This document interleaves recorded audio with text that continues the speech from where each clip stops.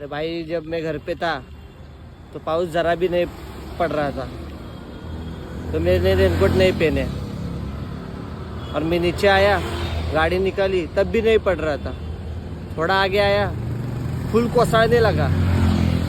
तो मैंने एक साइड में जाके बाथरूम में बोलता है, दुकान में जाके रेनकोट पहन लिया।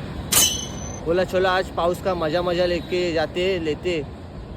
और आगे आया तो पाउस पूरा गया।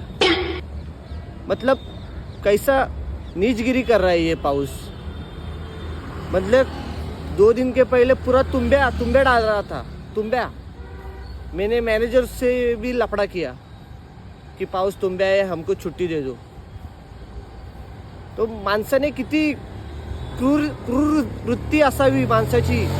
जे पाऊस एक माणूस असताना भाई माझी झालीच असती त्याच्याबरोबर।